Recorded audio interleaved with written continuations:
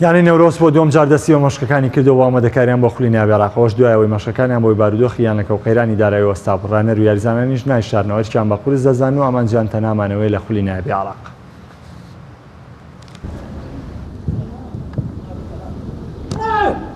بۆ دووەم جار یانەی نەورۆز دەستی بە مەشقەکانی کردەوە بۆ ڕکابەریەکانی وەرزی 2021-2022 خولی ناوی عێراق.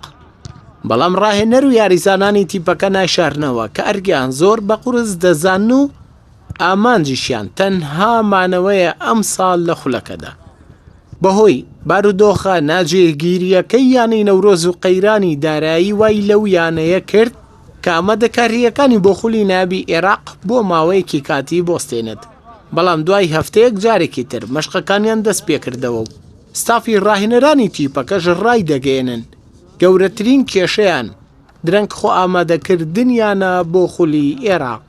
ئەوەی دوور و نزیک ئاگای لە وەزعی تیپەکە بێت ئاگادارەکە ئێمە کاتێکی کەمە دەستمان کردەوە بە مەشق و ڕایەنان.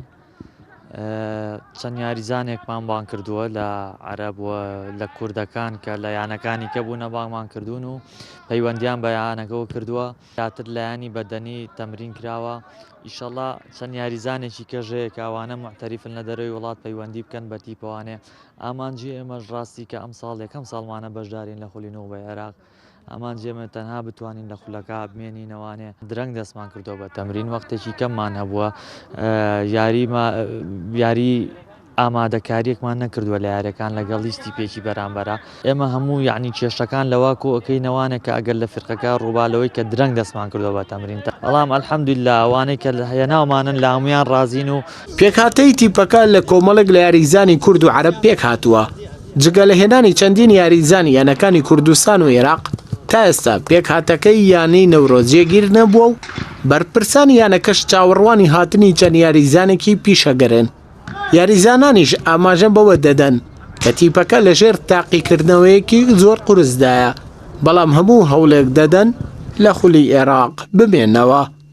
بەدڵنیایی ئەم ساڵ لە خولی نایبی عێراق لەوەی کەوا ئێمە یانەکەمان چونکە نەماتوانی مەعسکەرێکی زۆر باشکەین و ئامادەکارێکی زۆر باشکەین بەدڵنیاییەوە تێگەشتنی زۆرمانەوەیەکەوە بۆ یاریزانەکانی سیجامێکی باش پیاکەن چونکە کۆمەڵی یاریزانیان لە زۆر یانەکانەوە کۆمەڵی یاریزانیشیان لە بەغداد و هێناوە ئەم ئیسیجامێکی باشی ئەمەش مەجالێکی زۆر کەممان هەبوو بۆ ئەوەی کەوا یاریزانەکان هەم لە ڕووی سیجام و هەم لە ڕووی لیاقەوە ئامادە بن. ئەمە دڵنیام ئیشکالمان بۆ دروستەکە لە ناودەوریاوە چەند یاریکی سەرەتاتوانم بڵێم تا ئەوەنی لە یاریزانەکان لە یەک تێگەن چونکە ئێمە نەماتوانی کۆمەڵێک یاری ودی باش دروستکەین و یاریزانەکانمان تۆزێ لە یەک تێنەگەشتیان باش نییە. توانم بڵێم یەکێک بین لەو تیپانە ئەبین کە ئەنجامێکی باشمانە بێ و ئاڵاگە بتوانین بمێنینەوە لە خولی ناوی عێراق بەم کێشانەیە کە ئێستا لە نادیا هەیە و بەمەی کە تاخیر دەستمان کردو بە تەمرینە ئەنجامێکی زۆر باشە بێ بۆ وەرچی شاری سلێمانی و بۆ نەیانەکەش. دوای سەرکەوتنی بۆ خولی ناوی عێراق بۆ یەکەم جار لە مێژوویانەکە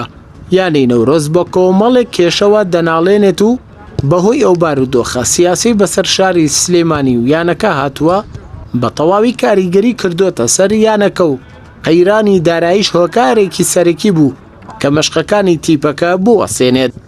بۆیە بەرپرسان و ڕاهێنەر و یاریزانانی تیپەکەش چاوەڕوانی ڕەحمی خوا دەکەن بۆ ئەوەی لە خولی ئەم ساڵی نایبی عێراق بمێنەوە. ئەردەڵا محەممەد کەناڵی پەیام سلەیمانی.